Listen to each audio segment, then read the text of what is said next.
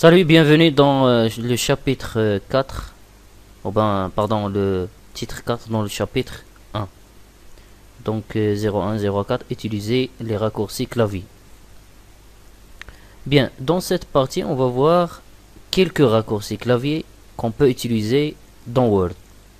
Mais bien sûr, pendant l'examen, c'est totalement déconseillé et fortement déconseillé d'utiliser les raccourcis clavier.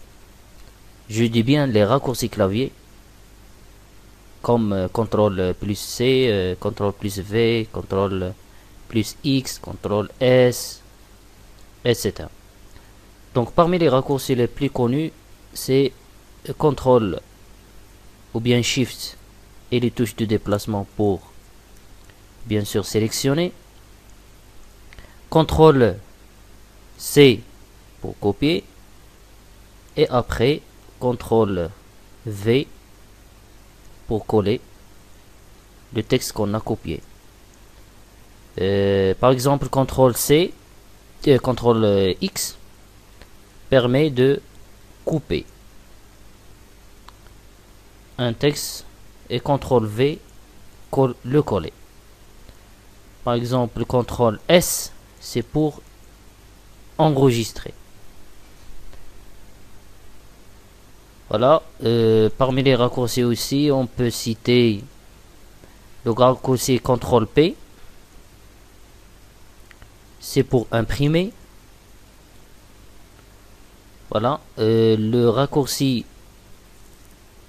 Alt, la touche Alt, lorsqu'on clique sur la touche Alt du clavier, de regarder les numéros, les chiffres qui apparaissent sur ces icônes et aussi des lettres sur les onglets.